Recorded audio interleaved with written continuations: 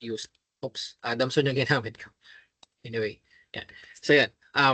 This is one of the software used in doing engineering design, particularly with the um, ano to, yung mga horizontal projects, and at the same time with the piping, yung mga pipes under the roads such as drainage system, water line. So we can model all of them through this software.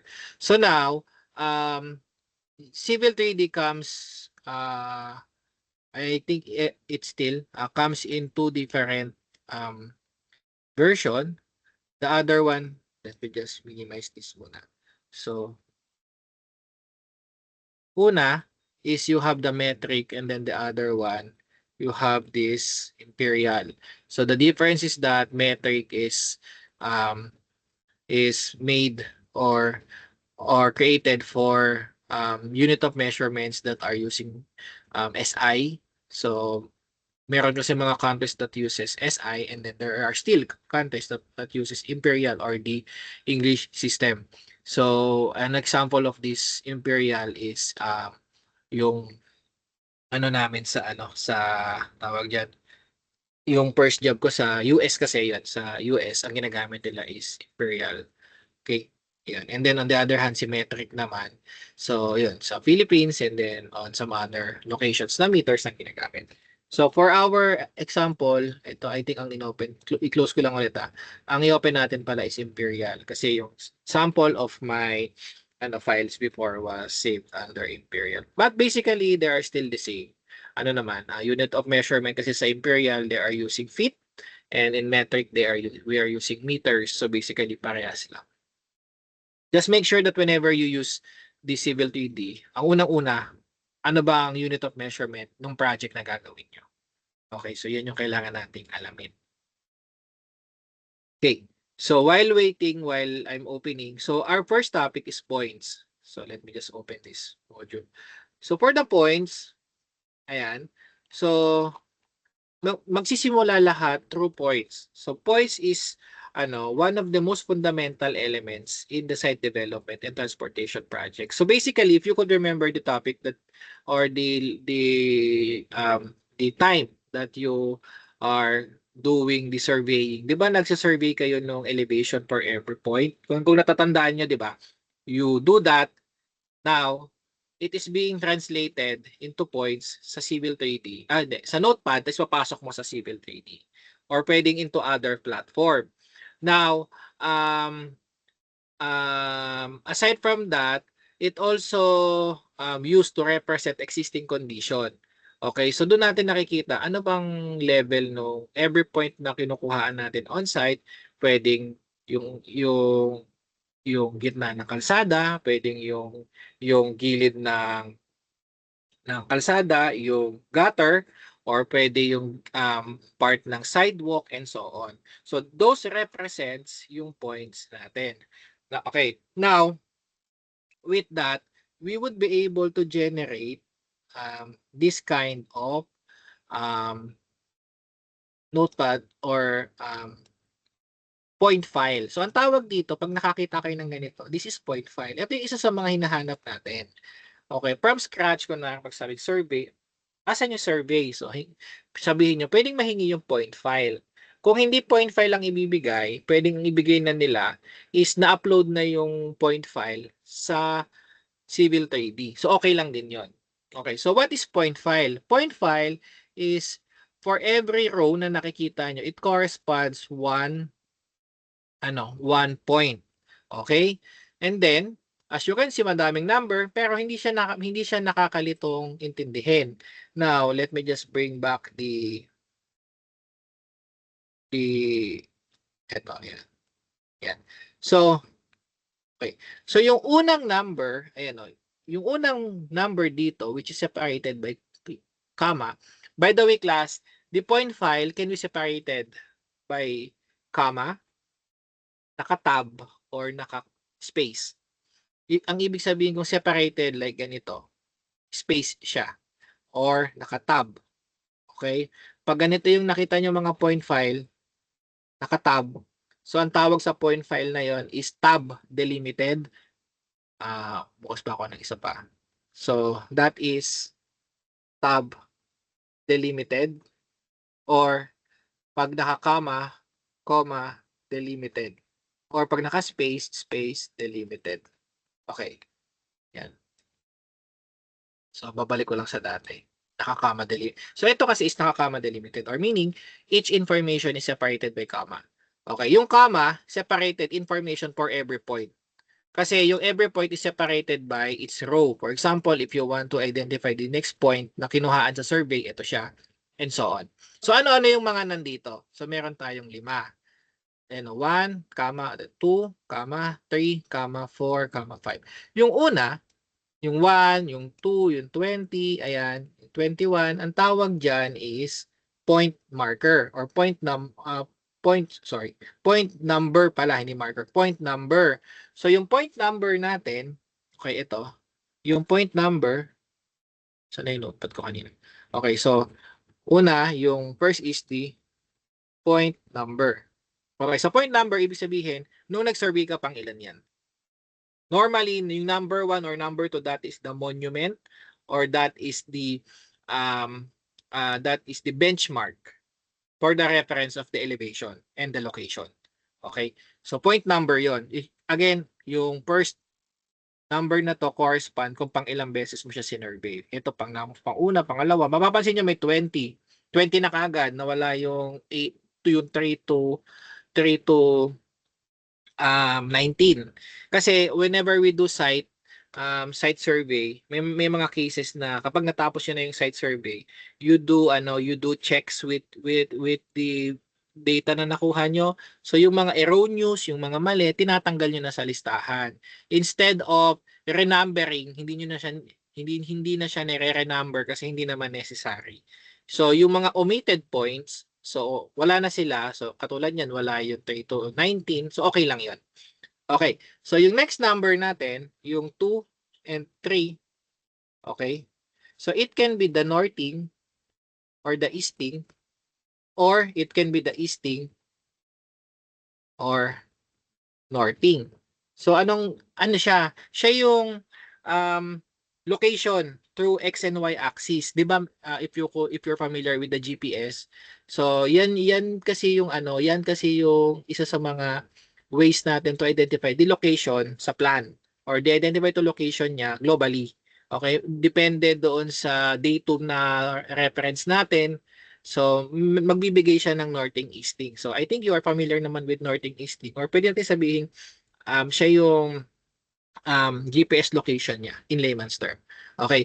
Now, if the first value is northing, so the second value is easting. On the other hand naman, if it is easting, ito naman ay northing. Okay. So, hindi pwede parehong northing. One way or the other, isa dyan X, isa dyan Y location.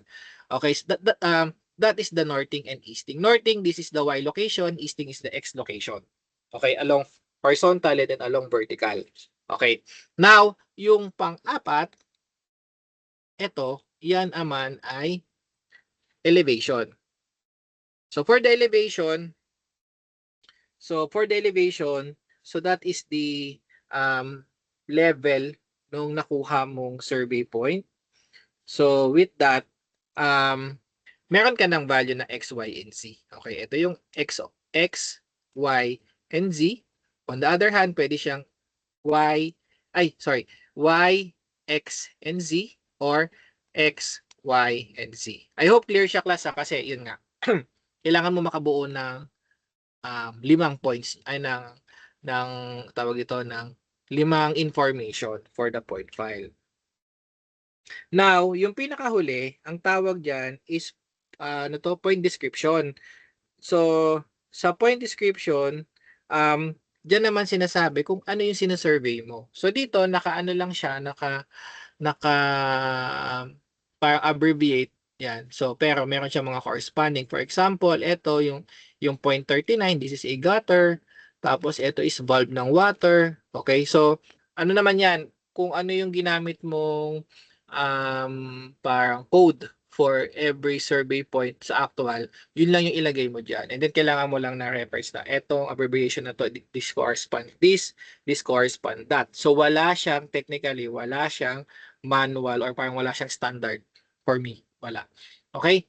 Ayun. Pero yung iba nga solid lang na point kasi most of the time, it only correspond with the serve level nung lupa natin on site.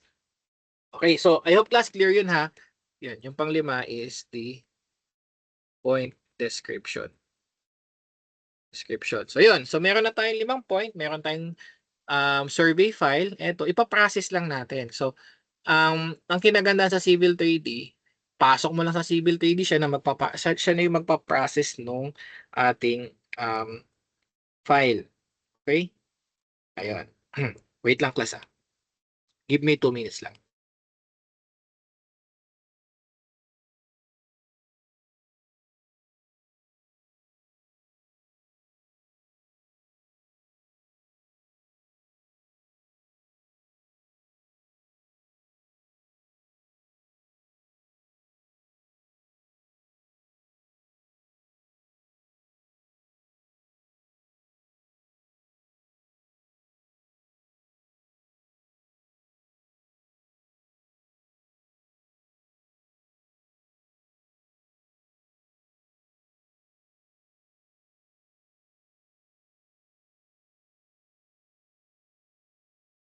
Okay, continue.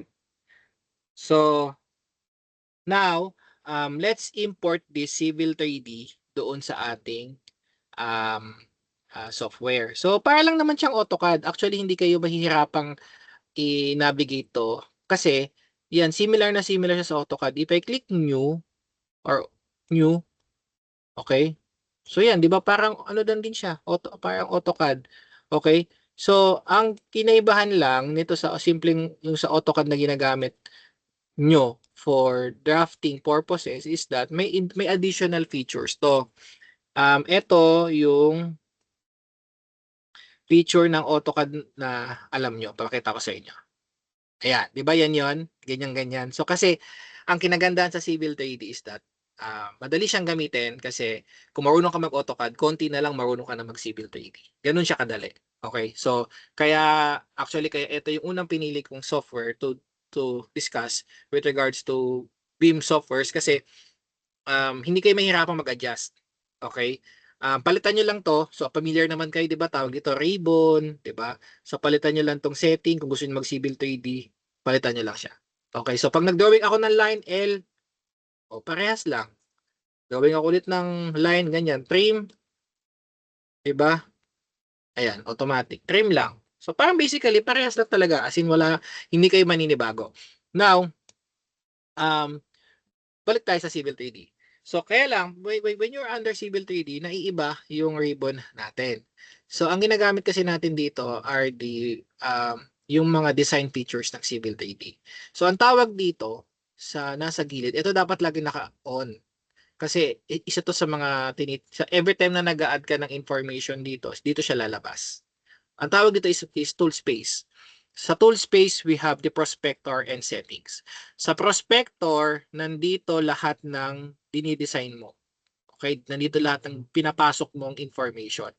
On the other hand, for the settings naman, nandito lahat ng kung anong itsura yung gusto mong ipalabas. Okay? So later, i-explore natin yan. So yun, kung ano yung gusto mong ipakita doon sa kumaga styles. Nandito kasi yung mga styles. Kunwari, yung surface later on, which is pagka binuo mo na yung topographic survey nung points na i-upload natin, pwede mo siyang ipakita as shaded, pwede mo siyang ipakita as contour lang, pwede mo ipakita as thin triangles, and so on. So we will discuss that later. So yun, let's go with the prospector. So yan, so we have the points, point groups, and so on. So since this is a crash course, I won't be dealing further much on some of these. Yung pinaka-basic lang. So I will not cover the point groups kasi medyo mahaba-habang discussion paano ina-apply yung point group. But if we have time later on, I can create, we can create another session for this quick tutorial. Okay, so I'll just close this one kasi hindi ito yung gagamitin nating file. So let me just open the file that I was using many years ago. Saan ba yun?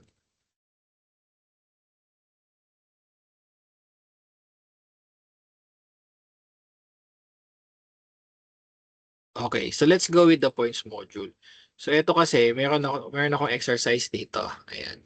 So class, what I will be sending to you is an earlier version of the software. Pero basically, any CAD format that save earlier version can still be opened with the latest version. And then, wag nyo lang tatanggalin yung read only ng file na yon. So hindi nyo masisave yun, mag-save as kayo. Naka Visual Basic pa siya. So iyan natin sa .NET. Alright. So ayan. So meron daw tayo kunwari ditong road. So ipapasok natin dito yung ating yung ating topo, yung inopen ko kanina na mga points, this one. So ipapasok natin to dito sa file na to. So for reference lang, for visualization purposes, meron na kunwaring guhit, ayan. Okay, pero normally wala yan na. Pero sabihin natin meron just to make sure na tatama dyan.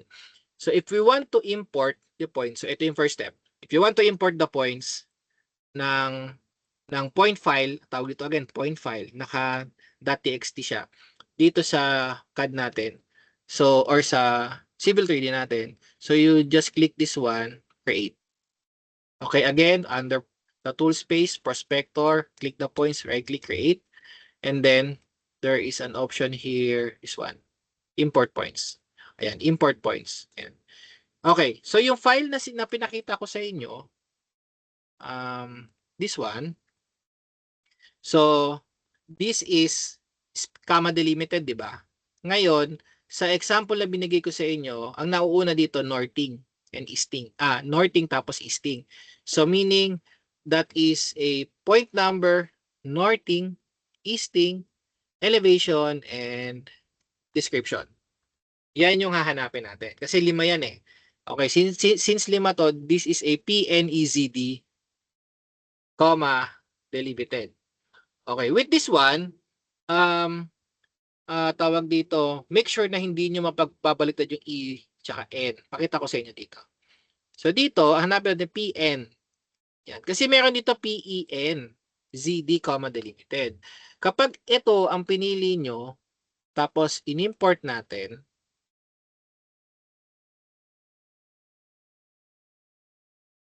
punta tayo sa dito, sa Civil 3D, points.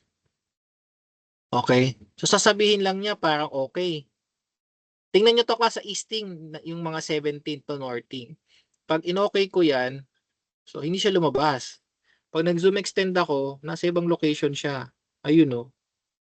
Nandito yung points, 'di ba? Kamukha niya yung orientation kasi yung easting naging northing, yung northing naging easting. So we don't want that to happen. Okay, so kaya dapat kapag nag-import ka, be mindful. So you select PN. Hanapin natin. N dapat muna, comma delimited. Okay, ito. Mapapansin nyo walang tab delimited. Kasi sa ibang software which is competitor ng Autodesk, meron siyang comma delimited. Sorry, tab delimited. Ito okay lang naman kung space. Ayan. Alright. Then yung point group, so pwedeng nyong gawan. Ito kasi introduction ng point group na yan, pwedeng hindi. Huwag na lang muna nating lagyan. Hindi, sige, lagyan na lang natin. So, ano nyo lang dyan na topographic survey. So, ano lang naman siya, kumbaga, ginugroup mo lang yung yung mga points na ina-upload mo kung anong klaseng point siya. Ayan. So, eksakto na. Ayan. Yun lang, tapos na yung module ng points. So, ganyan lang kasimple. So, hindi ko na muna i-discuss further yung sa point groups and so on. So, ngayon, so with this, so meron tayong point, yung may malayong point that is a monument, number 2, di ba? Yung sabi sa inyong datum, and then may ito, panibagong monument check.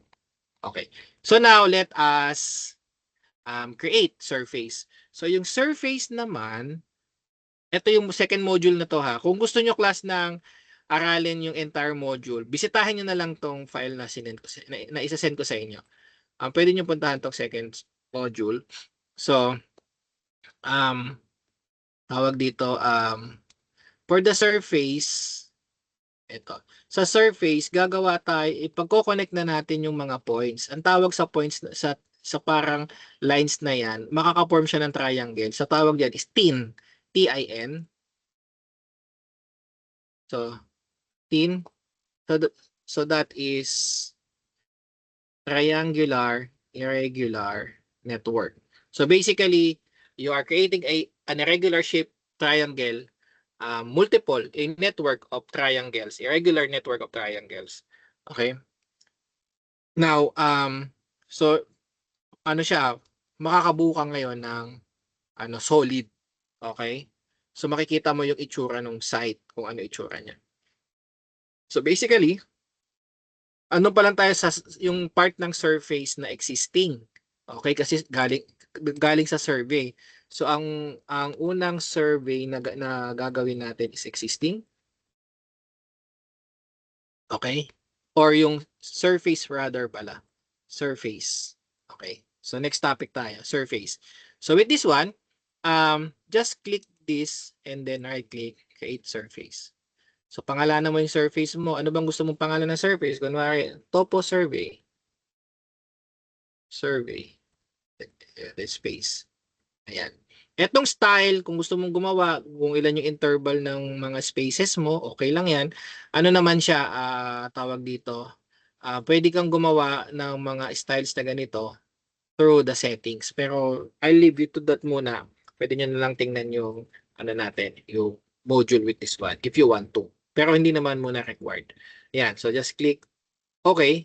So now, when you created a surface, so wala ka pang surface. Nakagawa ka lang ng, wala pang laman rather. Ngayon, wala pang laman yung surface mo, tapos tsaka pa lang natin lalagyan. So, expand mo yung surface. Kanina wala tong laman, di ba? Ngayon nagkaroon ng topo survey.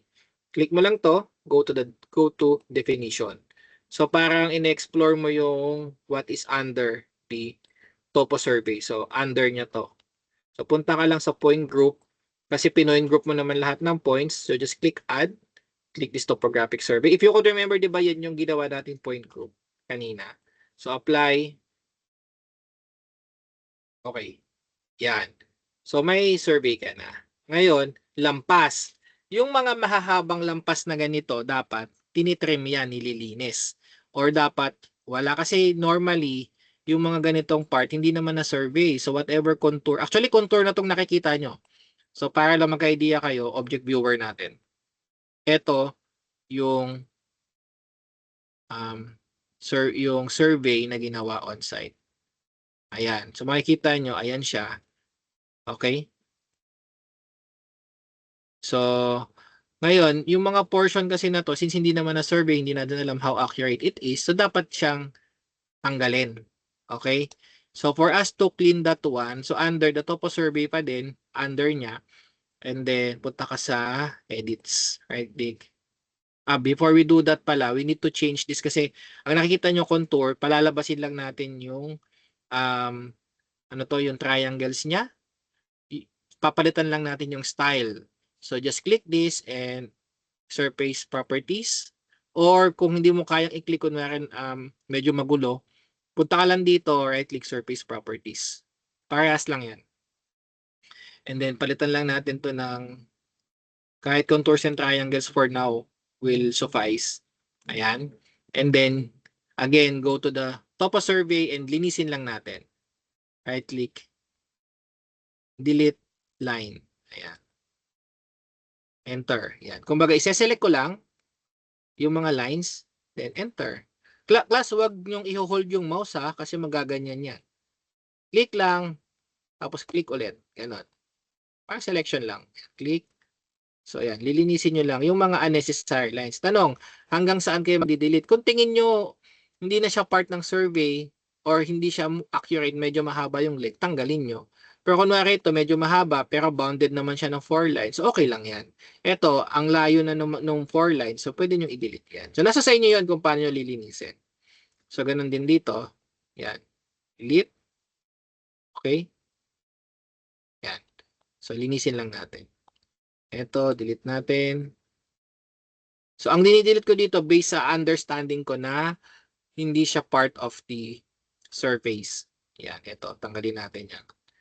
Okay. Ayan. Kasi, syempre, kung sa actual, if that is a private property, so dapat wala kang survey dyan. Hindi siya accurate. Okay? Ayan. And then, ganun din dito. Yan. Okay, this one. Finish lang natin. Okay. Now, ayan na, may surface ka na. If I'm going to click this one again, and yung object viewer ko yan, teka, isasama ko yung buong lahat sila. Object viewer. Ayan. May level naman yung lines eh. Ayan. So parang ibig sabihin niyan, doon sa line na yan, ayan, nandito yung center line ng road, nandito yung mga sidewalk, may mga maliliit na kalsada and so on. So mapapansin nyo kasi hindi pa siya perfect kasi ano naman to, this is a survey, ganoon naman kasi talaga pag survey. Pero kapag nag-design na kayo dito sa Civil 3D, perfect ang itsura ng 3D model nyo. Okay? Ayan. So, ayun lang. That is the end of the surface. Ganun lang kadali. Gumawa ng surface under Civil 3D. So, you can now import the points. You can now create surface. But now, if you want to create a style, tingin ko kailangan ko itong ituro. Kunwari, gusto nyong gumawa ng style. Let's say, ang interval ng contour, let's say, 0.5 or 0.5 yung interval. Kasi kanina dito, ang interval ng contour is 1 and 5. So, yung interval na yun na tinatawag, pag gumawa kasi tayo ng contour, wala ko ng paint. Okay? So, if you create a contour, okay? So, kunwari ganyan yung contour natin. Yung interval ba? Yan. So, kunwari ito yung pinakamataas, that is 50. Tapos ang interval mo, 49. So, ang interval mo every 1 meter. 48, and so on. Now, if that is everyone, so that is the minor contour interval or interval ng kada isang contour. Now, ano ba next dito? 47, 46. Kunwari yung susunod. Okay? Now, ang interval ng minor contour times 5, that is the interval of the major. Ang ibig sabihin nun, kung ang interval nito ay every 1 meter, so ang interval ng major is times 5. If this is 50, ang next major contour is 45. Okay, another example. Kunwari, ito yung major contour mo. That is at 50 meters. Ayan. And then, 150 naman. 150. And then, ang interval mo, kunwari, every 10 meters. Okay? So, papalitan ko yung kulay. Yung next line mo is 140. Yung susunod mo is 130. Susunod mo is 120. And then, yung next, 120, 30, 40. Then, yung next mo dyan is, wala pa pala, 110. Diba? 110. 110. Then, yung next mo is green ulit kasi minor. Dahil major na siya. So, that is 100. So, if you could see the difference between the magenta or ito, pag naging magenta, ibig sabihin, every 10 lang ang interval. Kapag major, kulay green, so that is 10 times 5 ang interval. Again, laging times 5 of the minor is the major. Yan, isulat natin dito. It may sounds like nakakalito pero hindi naman. So pagka minor, okay? Example niyan is 1 meter interval. Pag major, that is 5 times of the minor interval. Okay? So an example of that, if this is 1, so this is 5 meters. I hope clear yan. Okay, so lastly na lang para makapahinga na rin with this one. So let me create an alignment and a profile. So, simplihan ko lang, yung alignment kasi, di ba meron tayong road, yung gitna ng road. So, we use the term alignment as the center line of the road. Or minsan, we can use that alignment to get a location of the section. If you're familiar with that one, yung section. Kunwari, ito, yung example ko na to. Kunwari, gagawa ko ng alignment or line. Nandito. Okay? Kapag kinat ko yung section na yan, so meron tayong mga station, di ba? Station yung tawag natin doon sa for every distance niya. Kunwari, every 20 meters and so on, station. So, when we process this, ang tawag dito, alignment, okay, alignment. And then, through alignment, we can create profile. Okay, yung section niya. So, kung ganito yung itsura ng contour, isinit that pag kinat natin yan, ganito ang itsura niya. Tama ba? Kasi ito yung mataas, pababa. Ayan. So, tawag naman dito is profile. So, gawa tayo ng alignment, tapos kuha tayo ng simpleng profile. Okay? Okay, so let's say gawa tayo ng line. Basically, line lang, yung simpleng alignment lang. From this point hanggang doon. Para dito. Ayan. So, this line, we can convert this as an alignment using this one.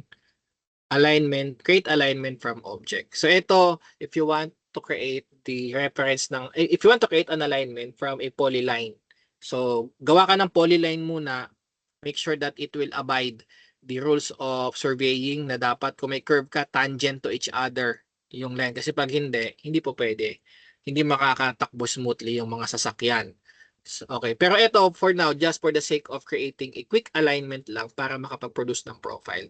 Yung road design, let's discuss that next meeting. Okay, so just click that, then click natin yung polyline or line, enter. So ituturo niya kung saan ba yung direction. May direction siya tinatanong dito. Ay, hindi lang kita. Ayun, yung arrow, yun yung direction. So, kung paano mo pinik yung point from here to there, so yun yung ina-assume ng direction. Now, kung gusto mong baliktarin, kung gusto mo sa taas mag-start, click mo lang reverse. Pero ako ayoko. Enter ko lang. I-accept ko. Then, lalabas tong alignment creation, create alignment from object. Box na to. So, pangalanan mo lang siya. Lagay lang natin. Section line. Okay? Or hindi, alignment na lang. Alignment 1. 1. Class, tingnan nyo to. Teka pala. Bago pala yun. Dahil wala pa tayong alignment, wala pang laman to ha. Babagsak yan dito sa center line alignment. So, ulitin ko lang yung process. Let's click this one. And then, alignment 1. So, wala muna akong babaguhin. Yung iba kasi kapag may mga design criteria na sa kalsada and so on, so pwede mo tong i-click. Ayan. Tapos, kung may mga super elevation and so on, so pwede yan. Pero wala muna kasi section line lang naman din yung gagawin natin. Then, alignment style. Pag style, itsura lang yan. Pwede kayong mag-set ng kung anong gusto nyong style. Since proposed pwede. Ang pinagkaiba lang naman niya kulay or kung paano pinipresent yung line. Kapag nagde-design na kayo ng road, select nyo lang dyan, proposed. Pero for now, i-propose natin. Etong alignment label set. Ito, kung may makikita nyo yung stations and so on, yung mga PCPT, depende kung ano yung mga naka-activate dito sa mga alignment label set na yan. Pero for now, iset lang natin all labels para makita natin ano yung itsura niya. Then, if you click this add curves between tangents, ibig sabihin, you want Civil 3D to update yung polyline mo kung meron kang hindi nasunod with the rules of surveying. If you could remember, sabi ko kanina, dapat kung may mga curve naka-tangent line siya, if not, so, yan, pag kinlik mo yan, aayusin pa niya yung ginawa mo. Pero if you're confident enough with that one, just unclick lang this. Pero ako normally, ina-unclick ko to kasi ako yung gumagawa ng polyline. And then, if you want to click erase existing entities, once this is checked, mawawala na yung line na to. Kung ayaw mo namang mawala tong line na to, uncheck mo lang yan. Okay, pero gusto ko namang, wala naman akong pake kung mawala yan. So, I will check this box. Then, if you want to add description, you can add to. Then, click OK. Ayan. Ito yung mga label set nakalagay dyan. Yung beginning point, tapos yung endpoint. Okay, so ganun lang, ganyan yung lalabas sa alignment, which is here. And then, after that, you can create the profile kasi yun nga, yung example ko dito, like this one. So, magagawa mo to by, since meron ka ng alignment, kasi unang requirement mo sa profile, kailangan mo ng alignment tsaka surface. Okay? So, with that, you can create the profile. So, dito naman siya sa icon na to. Create surface profile, and then, i-add mo lang ito. Dito, sineset natin kung ano yung line na pinili mo, which is this one. Iisa lang naman yan, wala namang iba. Tapos ano ba yung parang surface or yung topo na na meron ka, so far meron tayo is this one. So you just click add, tapos draw in profile view na muna tayo. So iskipan ko muna to, tsaka na natin siya i-discuss further.